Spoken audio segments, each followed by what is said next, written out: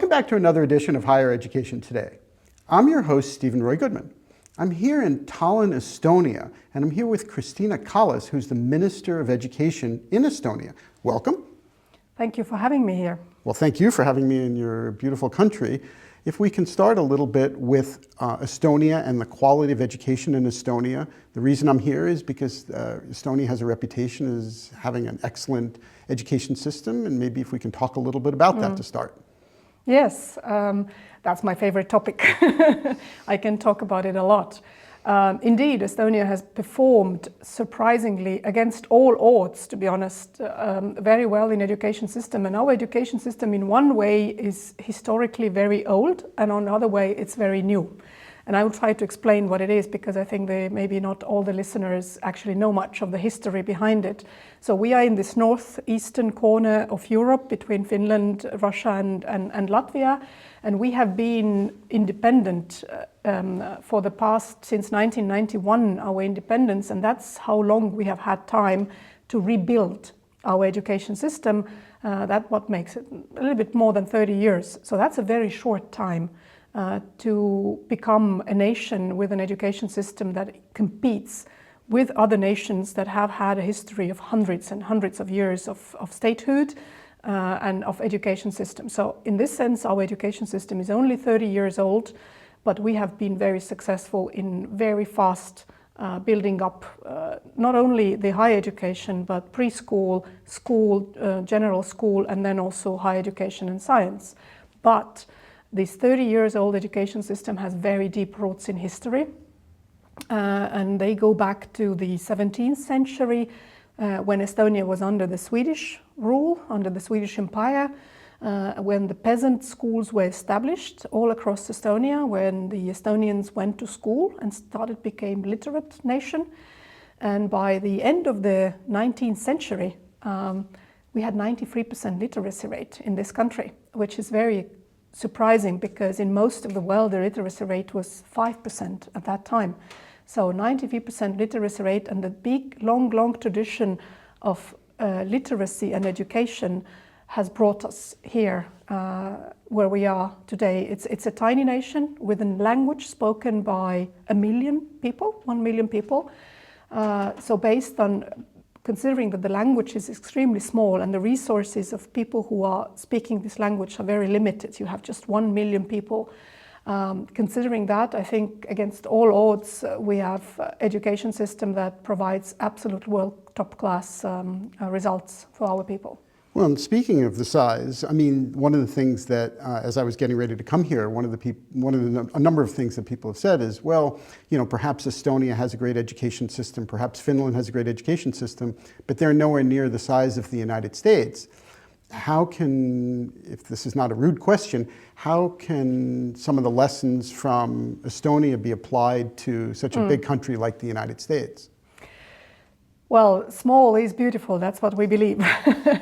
But I think that the strength of Estonian education system lie in, I would name 4 important aspects. One thing, and that's probably important for the US listeners, very strong preschool system, which we in Estonia doesn't call preschool, we call it kindergarten. It's part of education system. It's not part of compulsory education system, but it's an education system from the age of 1.5 up until the age of 7. Estonian kids go to the kindergarten.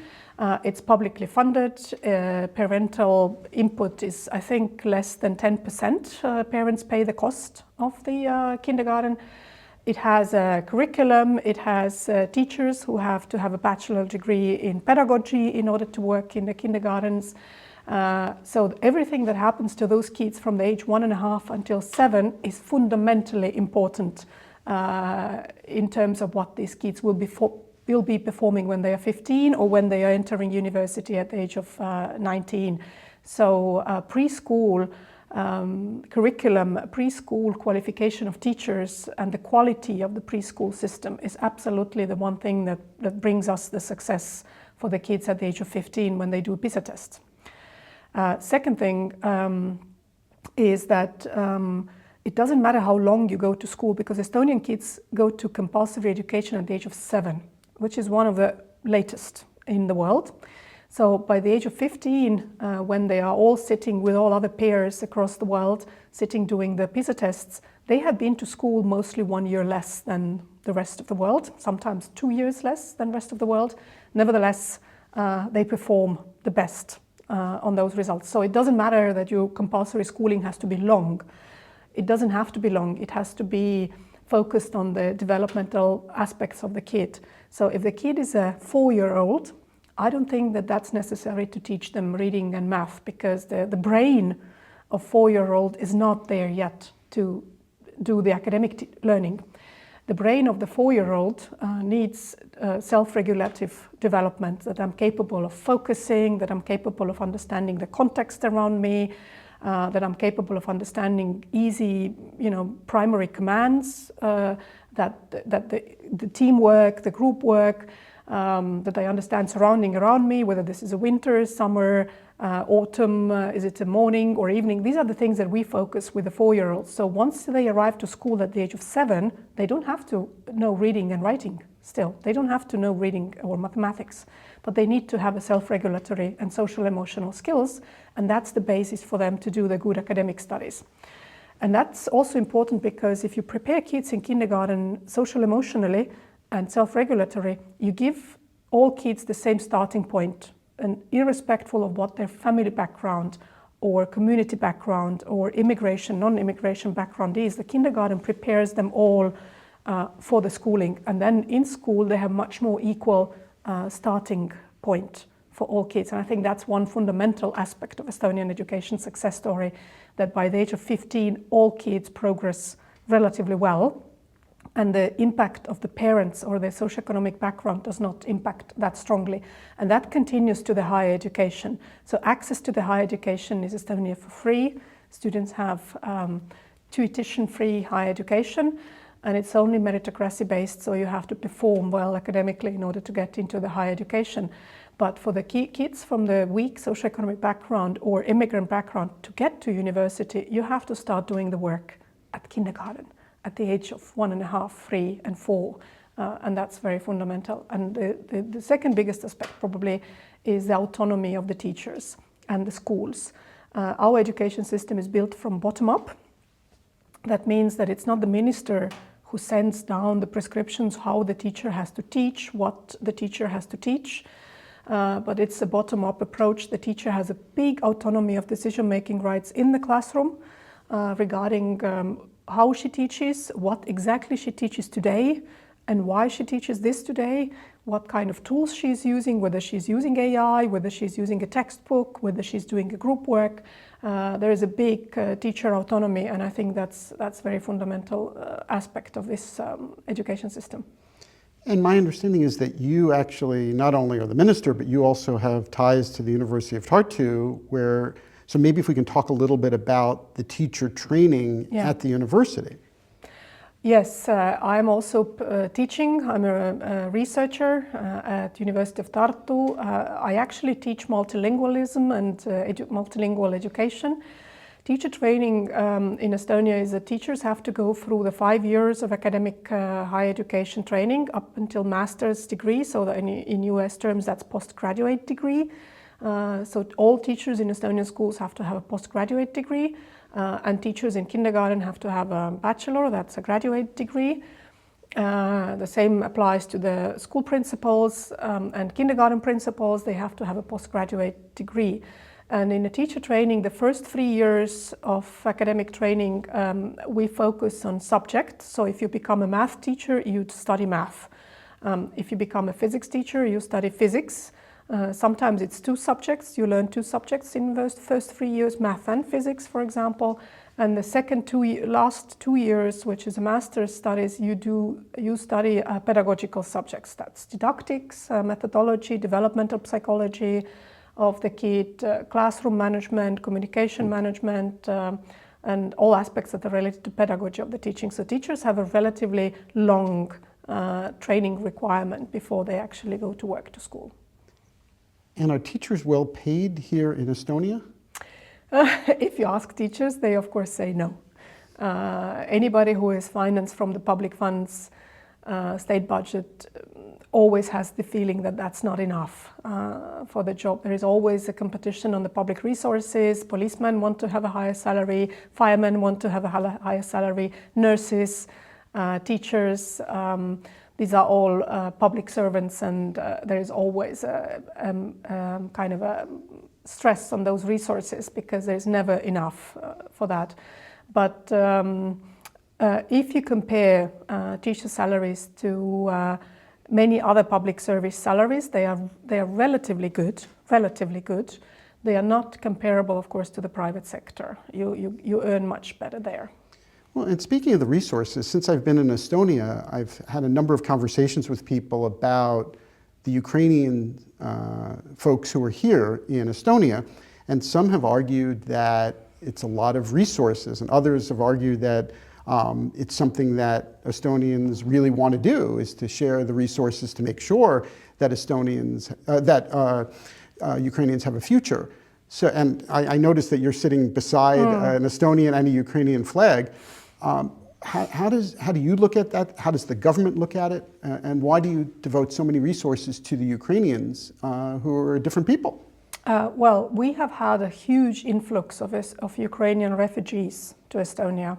I think our student population grew by 5% within 1 year by the influx of Ukrainian kids that needed kindergarten places, schools, and university admissions. But they come without language skills. So they don't speak Estonian. It's a language that it takes quite many years to actually acquire on a level that you can study in that language. So we needed to put an extra resource to the schools, give extra financing to the schools to assist schools to provide Ukrainian kids with an extra Estonian language classes, but not only, to give them also support, psychological support, because those children come often from very traumatized environments. You know, if you coming from the war, if your father, your grandfather, and your brother is left behind fighting, and every day you're mostly worried about how you survive, how your mother survives, whether your father is alive, you can't concentrate and focus on math, right? Your focus is on a survival mode. Your brain works on a survival mode. So those children need extra support so that they would have a much more safe environment, that they could actually focus on academic learning, because that's very difficult.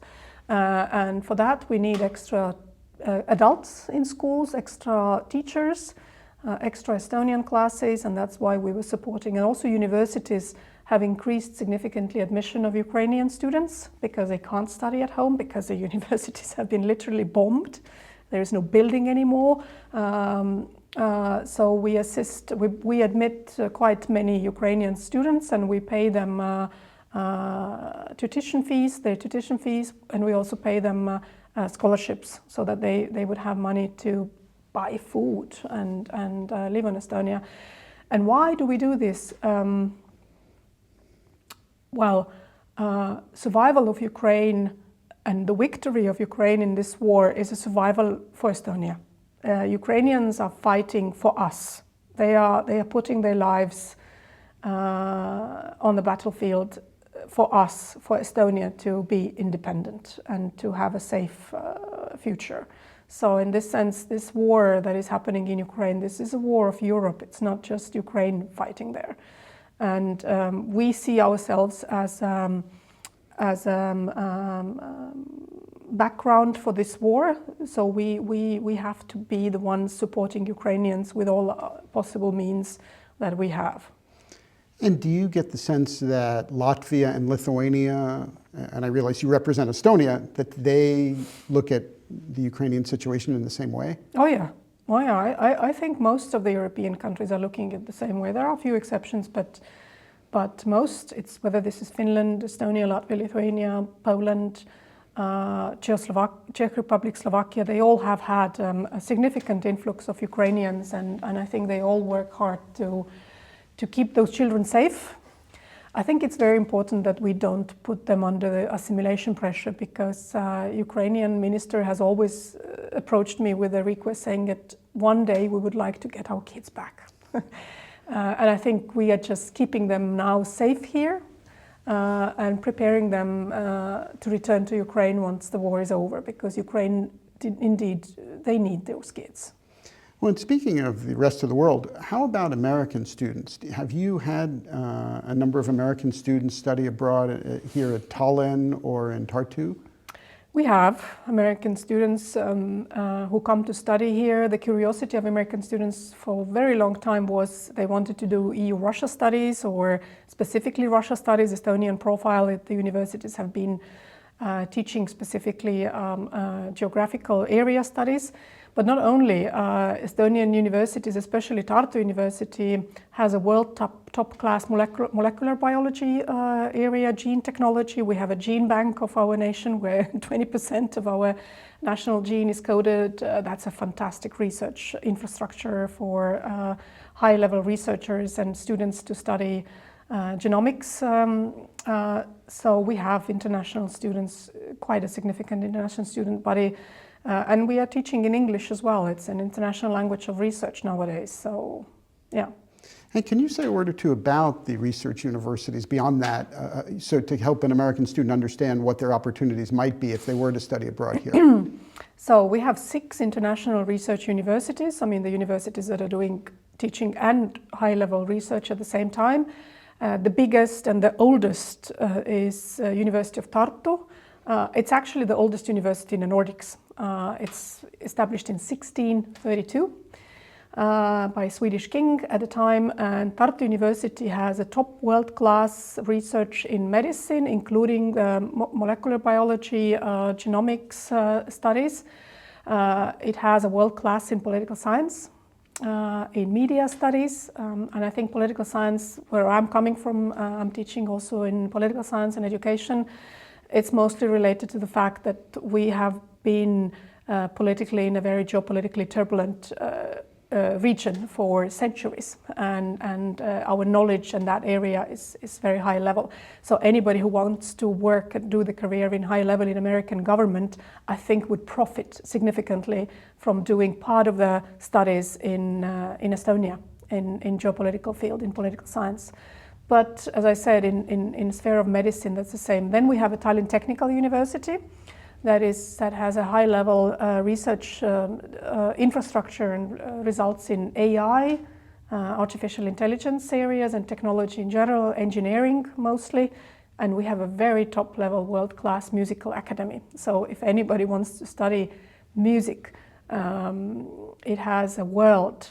You know, Estonia is well known for the composers, for Arvo Pärt, and for the conductors, world-known conductors of Neeme Järvi or Kristjan Järvi. And our musical academy, which is an academic school, includes also research in that area. It's absolutely world top class teaching in English. So everybody's welcome. Well, that's interesting because aside from seeing you on this trip, I also am taking part in, there's a film festival here of people, the Dark Nights Film Festival, where there are tons of filmmakers from all over the world who are here right now. Oh yeah. Oh yeah, this is a Tallinn University, has a center of Baltic media and film school. And Estonia has become a very popular set also for the Hollywood movies to be filmed here. So film industry is in generally booming all over the world, and we have become one of the sites where filming is popular, and we have a higher education and research field in that as well. Well, if we can pivot to technology, because people often, at least in my part of the world, will often think about Estonia in terms of technology. Oh yeah. And my understanding is you also have automatic voting here in some way where it's electronic. Yeah. But I've heard that some people love it, some people don't love it. What is that, and how does it work, and what are the pros and cons of that? Okay, for the American listeners, I think I have to start from explaining what is digital ID. Because you're used to have passports or identification documents. Estonia has since 2000, so for the 25 years now, digital identification document. That's your digital code. You have 2 PIN codes which identify you. First PIN code is the one that you enter into the system that identifies you as a person, and the second PIN code is there for you to sign digitally documents, your digital signature, basically. And these 2 PIN codes or digital IDs are the ones that provide us digital services. So we can do everything digitally. We can marry, send in a marriage application, divorce application. We can apply to schools, to universities, to any grants, to social services, to whatever you wish. 100% of our state services are digital. So you don't have to walk into any office on foot and submit document on paper anywhere nowadays. So, and voting. And that's the thing we do. We log in our computer. There is a voting center of Estonian national government voting agency. You download a specific program based on which you vote, and then you insert your PIN 1, which identifies you as a person. You select a candidate you want to vote for, you press this candidate, and then it asks you PIN 2, which is your digital signature. You enter the digital signature PIN, and then you have voted. And do you have to vote, or it's optional? It's optional. You don't have to vote. And unfortunately, there's one political party, which is a populist political party, that runs campaigns often making electronic voting unreliable. It's absolutely 100% reliable. It's much more reliable than actually on a ballot on paper. There is much less opportunity to scam the voting than when it works electronic, because humans can't access the server systems. I mean, of course, there are hackers who can do it, but the cybersecurity is one of the biggest strengths of Estonian system in general. We talked about cybersecurity when most of the countries had no idea what it is. So we have built up a very, very strong cybersecurity system. We have NATO Cybersecurity Center in Estonia, because our know-how in this area is very strong, just because since 2000 our government operates online, and it has been a life survival question to make our governance system also secure. And you have, since 2000, you have not had any major breaches? No. I know many people don't realize this. I'm 50 years old, but I have never in my life submitted tax declaration on paper. I always done it online. Since I entered the labor market and started actually submitting my tax declarations, already since then it's been online, since 1999. And so if somebody asks me how to do it on paper, I don't know, because I've never done it. I've never submitted my tax declaration on paper. It's pre-filled in because the government actually knows your taxes, because you declare them every month when you do your salary payments or any tax payments to the government. They are online anyway. So every year you just log in. It's pre-filled with the information that government already has about you. You check whether this information is correct, whether you agree with this information, and you submit. And it takes a minute and a half to submit tax declaration for people who don't have any tax declarations from abroad that they need to wait to get in. But if you only operate on Estonian market, it's 1 minute that takes you to submit taxes. Well, that's really interesting, because when you think about, or at least when I think about Estonia when it was part of the USSR, that's a very different image than you're painting right now. Oh, yeah. But the fact that we have the most advanced e-governance system in the world is coming from the fact that when the USSR collapsed back in 1991, our economy and the government structure was to ground zero. I mean, we had nothing. We had no ministries, we had no agencies, we had basically no state. We had to build up it from the ground zero. And we were very poor, because our economy back then was declining with minus 15% per year, GDP decline. I mean, we had no resources, no financial resources. So we had to be very innovative. How do you actually build up a tax system and tax board if you have no money? But you have to build it from the scratch. So we were innovative. We used internet for that. We started using the most modern technology that was available back then. That was the cheaper version, rather than building up the whole, you can't stuff a tax board with thousands of employees if you don't have money to pay them salaries, and if you actually don't have those 1,000 employees because you don't have those people in your country. So we were very innovative. We went and did the online taxing from very early on, because we had to innovate. We had no money. So that was the reason. And now when you come to the research and higher education with that, because of this very early start of the e-governance system from very early on, our university research centers, in Tartu University we have e-governance research, Center of Excellence on e-governance research. That's a world top class research center on governance structures which are operating online. It includes cybersecurity research and defense of the systems from the cyber attacks. That's a research that is in a world class level as well. Well, that may be something that a number of people, particularly in the Washington area, might be particularly interested in terms of studying e-governance. Do you happen to know whether or not there are people from Washington, D.C. or nearby who are studying that in Estonia? Or I don't know, but I'm sure that we would be very interested in receiving people from Washington area to study e-governance in Tartu University, absolutely.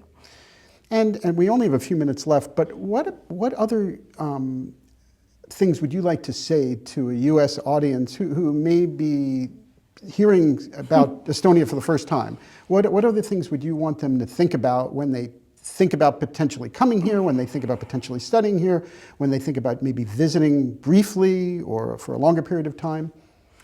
I think U.S.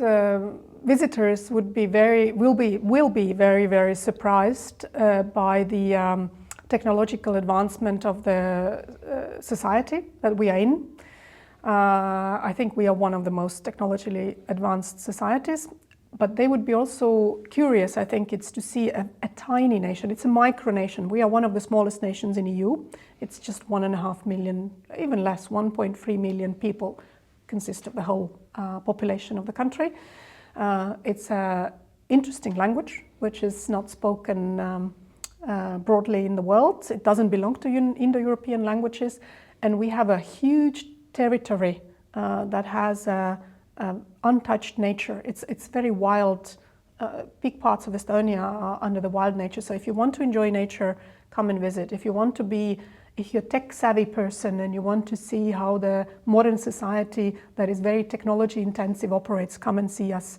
If you want to be interested in culture that is curiously different from European standard ways because the language is different and the history is different, come and see us. So I think that's the curiosity that could bring you to Estonia. Well, that is the curiosity that brought me to Estonia. So thank you very much for having me here, and thank you very much. Thank you. Wonderful conversation. Well, I've enjoyed it too. If you would like additional information about the Ministry of Education here in Estonia, please go to hm.ee. If you would like to send a note to me at the show, please go ahead and do so by sending an email to highereducationtoday@topcolleges.com. And thank you for watching. We will continue to bring you quality discussions about important matters in today's college and university world. I'm Steven Roy Goodman, and you've been watching Higher Education Today.